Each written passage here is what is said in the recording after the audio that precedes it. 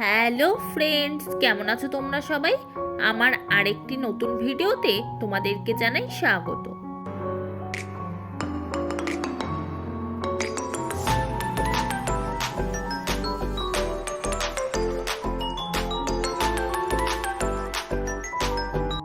আজকে আমরা সকাল সকাল বেরিয়ে পড়লাম নিজেদের বাসস্থানে ফেরার জন্য।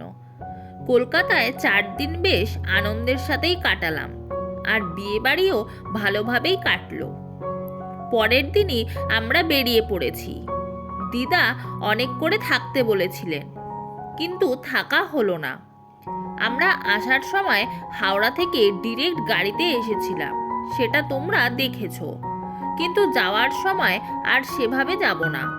সবার যাতে কষ্টটা একটু কম হয়, তাই আমরা আড়িয়াদহ ফেরিঘাটে চলে এসেছি। এখানে লঞ্চ পেরিয়ে আমরা যাব উত্তরপাড়া ফেরিঘাটে। তো চলো যাই।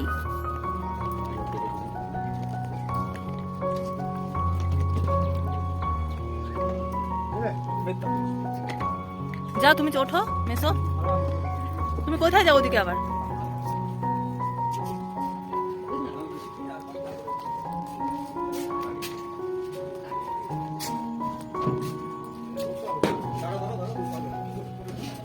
ওই তো ধরবে, ও চলে গেলেও পড়বে না। তুমি দেখো। আমরা লঞ্চে উঠে পড়েছি, আর লঞ্চ ছেড়েও দিয়েছে। অনেকদিন পর আবার লঞ্চে উঠলাম। নবদ্বীপ মায়াপুর গেলে আগে উঠতাম, তবে অবশ্য ওটা লঞ্চ না, মেশিন লাগানো নৌকা। তো সবাই মিলে বেশ গল্প করতে করতে আর গঙ্গার হাওয়া খেতে খেতে চললাম উত্তরপাড়া ফেরিঘাটের দিকে।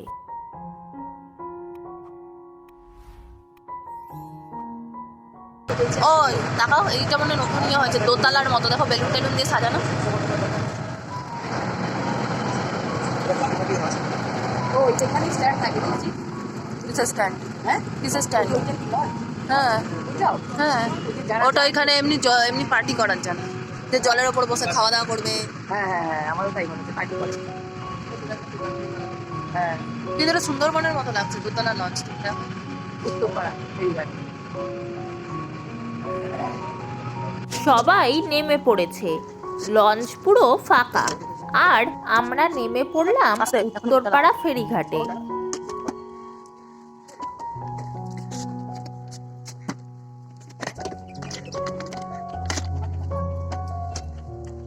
ওটা টিপে টানো।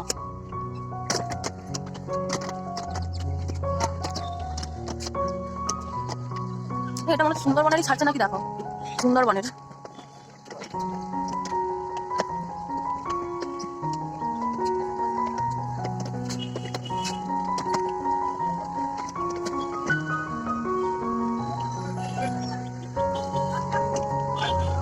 বলে উত্তরপাড়া স্টেশন যাও। আমরা ফেরিঘাটের বাইরে চলে এসেছি। এখন টোটো করে আমরা যাব উত্তরপাড়া রেল স্টেশন, সেইখান থেকে ট্রেন ধরবো।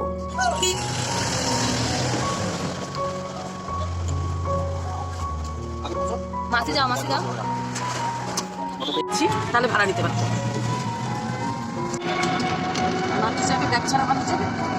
উত্তরপাড়া রেল স্টেশন থেকে আমরা হাওড়া যাওয়ার ট্রেন ধরলাম, কিন্তু হাওড়া অবধি না গিয়ে মাঝপথে নেমে পড়লাম, মানে বেলুড়ে। আমি বেলুর মঠ আগে দেখেছি, কিন্তু কুট্টিমা, মাসি আর বড়মশাই কেউই দেখেনি। তাই প্রথম থেকেই আমি ঠিক করেছিলাম যে বেলুড়ের উপর দিয়েই যখন যাব, তো একবার সবাইকে বেলুড় ঘুরিয়ে নিয়ে যাব। আর কষ্টও তো সেই রকম নয়, আর বিশেষ করে কুট্টিমাকে ঘুরাবো বলে, কারণ মাসি বা বড়মশাই পরে হয়তো ঘুরে যেতে পারতো, কিন্তু কুট্টিমাকে ঘর থেকে বের করে ঘুরতে নিয়ে যাওয়া খুবই ডিফিকাল্ট। বেরোতেই চায় না, শুধু বছরে একবার পুরী ঘুরিয়ে আনতে হবে, তাহলেই খুশি। তাই একবার যখন বেরিয়েই পড়েছে, তো ঘুরেই যাক। সেজন্য আমরা সবাই মিলে চলে এলাম বেলুড় মঠ ঘুরতে। গেটের ভিতরে ঢুকে গেছি, এখন কোথায় কি আছে সেটা দেখে নেব। আমরা প্রথমেই এসে লাগেজ রাখার রুম খুঁজছিলাম, যেহেতু এত ভারী ভারী ব্যাগ, তাই ব্যাগগুলো রেখে ফ্রিলি ঘোরা যাবে। কিন্তু ওখানকার সিকিউরিটি গার্ডকে জিজ্ঞাসা করতে বলল সেই রকম কোনো রুম নেই, আপনাদের ব্যাগ নিয়েই ঘুরতে হবে। তো অবশেষে ব্যাগ নিয়েই চললাম, কিন্তু মাঝখানে একটা বারান্দা টাইপের ছিল, মনে হলো ওইটা ওয়েটিংয়েরই জায়গা, অনেকগুলো চেয়ারও আছে। তো আমরা ওইখানে ব্যাগগুলো রেখে কিছুক্ষণ বসলাম। তারপর ঠিক করা হলো যে ব্যাগ নিয়ে তো এইভাবে ঘোরা যাবে না, তাই মেশো ব্যাগের কাছে থাকবে আর আমরা ঘুরে আসব। তারপর আবার আমরা বসবো, মেশো আর তোমাদের দাদা ভাই যাবে, মানে আমাদের সাথেও যাবে আবার মেশোর সাথেও যাবে। আমরা বেরিয়ে পড়লাম। আর বেশিরভাগ জায়গাতেই ভিডিও করা ও ফটো তোলা অ্যালাউ নেই, মানে দূর থেকে মঠের ফটো তুললেও একদম সামনে থেকে তুলতে দেওয়া হচ্ছে না। ওই মাঝখানে ওটা কি ফুল? আমার হলুদ ধুতরা দেখো, এই দেখো। হ্যাঁ, আবার জোড়া। হ্যাঁ, সুন্দর লাগছে না? ওই যে আরেকটা কড়ি ফুটে আছে, দেখেছো? আবার এই দিকে দেখো, পদ্ম। জল পদ্ম। চলো। কি সুন্দর। এই যে রবার গাছ। ওটা বোধহয় স্বর্ণ যাবে। তোমারটা যেটা ছিল না? চল। ও কোন দিকে গেল? ও টিকিট।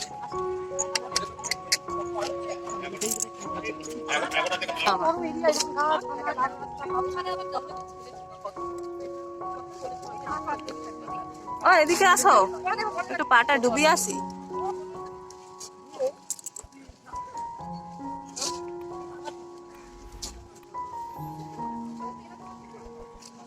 ও যাওয়া যাবে না।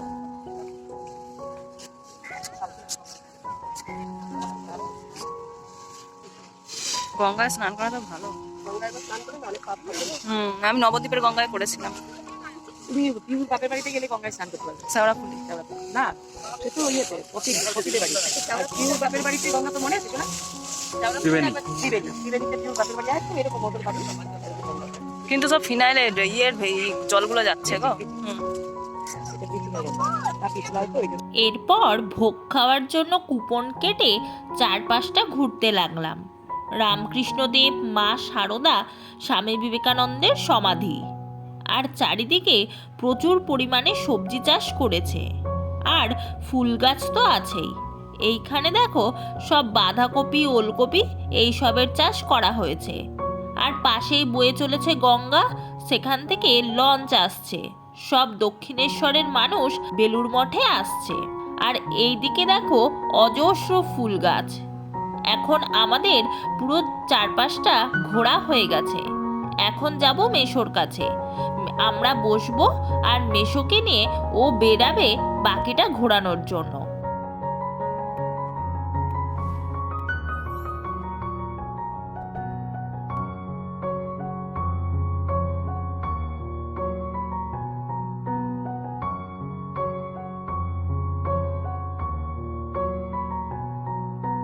আর এই দেখো ঠাকুরের ভোগ খাওয়ার কুপন। তো এখন মেশো গিয়ে ঘুরে আসুক, তারপর মেশো এলে তারপর আমরা যাব ভোগ খাওয়ার ওই দিকে। ভোগ খেয়ে তারপর বেরিয়ে পড়ব।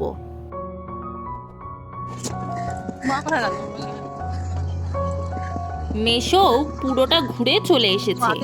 এরপর আমরা সবাই মিলে চলে এলাম ভোগ খাওয়ার লাইন দেওয়ার জন্য। আর দেখো কি পরিমাণে ভিড়। যেহেতু আজকে সানডে ছিল, তাই ভিড়টাও হয়েছিল প্রচুর।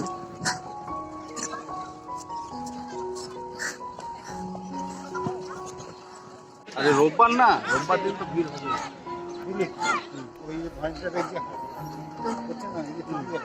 আসলে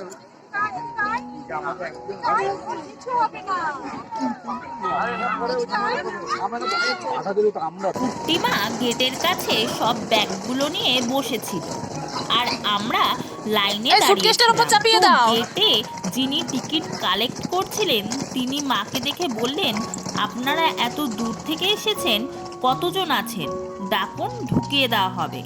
তো আমরা সবাই সামনে চলে এলাম। তারপর টিকিট দিয়ে ভিতরে ঢুকলাম, কিন্তু ঢুকলাম তো ঠিকই, তারপরেও প্রায় অনেকটা পথ হেঁটে যাওয়ার পর এলো সেই ভবন যেখানে ভোগ খাওয়ানো হবে। এটা বড় করে সেই করছে, ভবনটাই বুঝছো এখন তোমরা ভিডিওতে দেখতে পাচ্ছ। বিল্ডিংটা বড় করে করছে।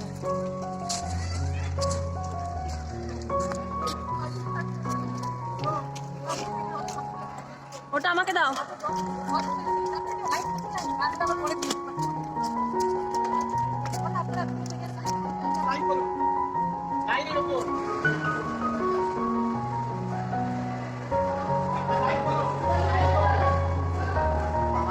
ভেতরে ঢুকতেই আমরা সবাই অবাক হয়ে গেলাম, আর দেখতেও এত সুন্দর লাগছে যে কি বলবো। চেয়ার টেবিলে সব স্টিলের গ্লাস আর থালা সাজানো, আর একসাথে প্রায় মনে হয় 1000-এরও বেশি লোক খেতে পারবে। দেখো কি দারুণ লাগছে।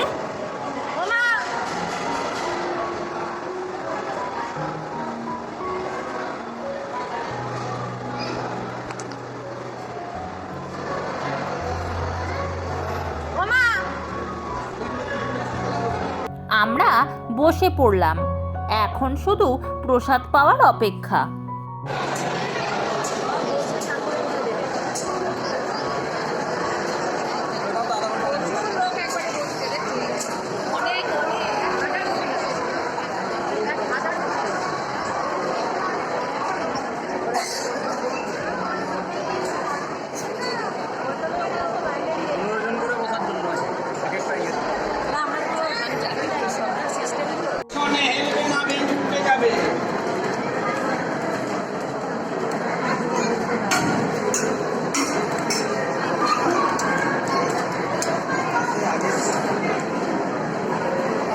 পায়ে পড়েছে, আরো পা বাড়িয়ে রাখো।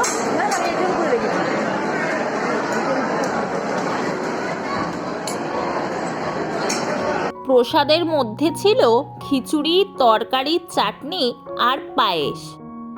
এরপর বাইরে কলে হাত ধুয়ে নিলাম, আর কলও রয়েছে প্রায় অনেকগুলো, প্রায় 50টার মতো মনে হয় কল আছে।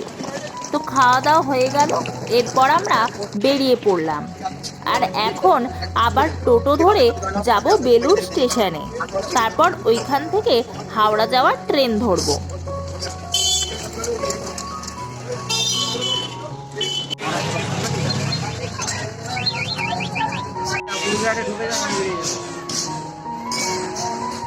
এরপর আমরা টোটো করে চলে এলাম বেলুড় রেল স্টেশনে, আর এখন অপেক্ষা করছি যে ট্রেন কখন আসবে। এই লাইনে অবশ্য ট্রেনের কোনো অসুবিধা নেই, 0.5 ঘন্টা 15 মিনিট ছাড়া ছাড়াই ট্রেন থাকে। তো আমরা ট্রেনে উঠে পড়েছি, আর হাওড়াতে নেমে আবার খড়গপুরের লোকালও ধরে নিয়েছি। এটাই এখন আছি আমরা খড়গপুর লোকালে। আমরা খড়গপুর পৌঁছেও গেলাম, আর আগে থেকেই টোটো বলা ছিল, তাই আসার সাথে সাথেই উঠে পড়লাম টোটোতে। আর এখন প্রথমে মাসিদের বাড়িতে ছেড়ে তারপর আমরা যাব। তো মাসির বাড়ির সামনে চলে এলাম, আর মাসিরা নেমে পড়লো। ধরে বসতে হবে, হ্যাঁ ওইভাবে ধরে। আর তুই এখানে বস। তুই এখানে বসবি না? কমে গেছে হ্যাঁ বুঝলে হবে আবার কেন? না না শোনা শোনা, ওর অসুবিধা হয়, এখানে বস। এগুলো রাখো এখানে। আসলে যাবি? হ্যাঁ টাটা।